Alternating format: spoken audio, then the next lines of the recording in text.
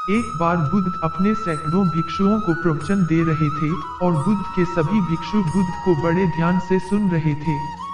लेकिन बुद्ध के बिल्कुल सामने वाली पंक्ति में सबसे आगे बैठा हुआ भिक्षु बुद्ध को सुनने के दौरान अपने पैर का अंगूठा हिला रहा था। जैसे ही बुद्ध की नजर उस भिक्षु पर पड़ती है, तो बुद्ध बोलते बोलते अचानक चुप हो जाते हैं। बुद्ध का इस तरह से अचानक चुप हो जाने से वहां उपस्थित लोग बहुत चौंकते हैं।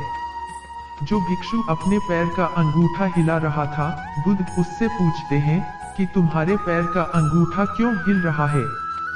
जैसे ही वह भिक्षु बुद्ध के इन शब्दों को सुनता है, वह भिक्षु अपने पैर का अंगूठा हिलाना बंद कर देता है और बुद्ध से कहता है कि बुद्ध, आपके शब्द और समय ये दोनों ही कीमती है, इसीलिए आप इस तरह की छोटी बातों पर ध्यान मत दीजिए। और वैसे भी मैं आपको सुन तो रहा था, तो इससे अंतर क्या पड़ता है कि मेरे पैर का अंगूठा हिल रहा था या नहीं। तो बुद्ध उस भिक्षु से पूछते हैं कि क्या तुम अपने पैर का अंगूठा जानबूझकर हिला रहे थे। वह भिक्षु बुद्ध से कहता है कि नहीं बुद्ध, मुझे तो पता ही अब लगा है। बुद्ध कहते हैं, फिर यह छोटी बात नहीं है, क्योंकि अगर तुम्हारे पैर का अंगूठा तुम्हारे बिना मर्जी के हिल सकता है, तो तुम्हारा मन भी तुमसे बिना तुम्हारे मर्जी के कुछ भी करवा सकता है।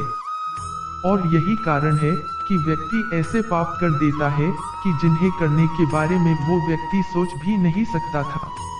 उसके बाद वह भिक्षु बुद्ध से कहता है कि बुद्ध, मुझे क्षमा कीजिए, और जिसे मैं छोटी समस्या समझ रहा था, यह तो बहुत बड़ी समस्या है।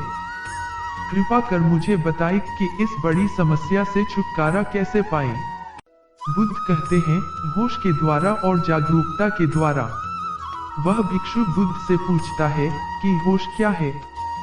बुद्ध कहते हैं कि होश का अर्थ है जागकर देख लेना। क्या तुमने यह ध्यान नहीं दिया कि तुम्हारे पैर का अंगूठा हिल रहा था, लेकिन जैसे ही तुम्हारा ध्यान उस पर गया, वह हिलना बंद हो गया। पूरे दिन में जब भी याद आए, खुद को जागरूकता के साथ देखो कि तुम क्या कर रहे हो और क्यों कर रहे हो। तुम्हें बेहोशी में जीने की आदत है, इसीलिए तुम बार बार होश खो दोगे, लेकिन तुम्हें बार बार अपने होश को वापस लाना है। धीरे धीरे तुम पाओगे कि तुम्हारे अंदर एक ऐसा जागरण पैदा हो रहा है जिसे बेहोशी में बदलने का कोई उपाय नहीं है।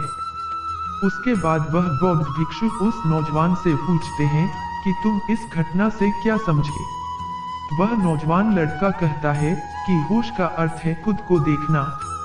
अगर हम लगातार जागरूक रहने का प्रयास करते हैं, तो हमारे अंदर एक ऐसा जागरण पैदा होगा जिसे बेहोशी में बदलने का कोई तरीका नहीं है। फिर वह बौद्ध भिक्षु उस लड़के से कहते हैं कि शुरुआत में जबरदस्ती जागरूक रहो और बाद में जागरूकता तुम्हारा स्वभाव बन जाएगा।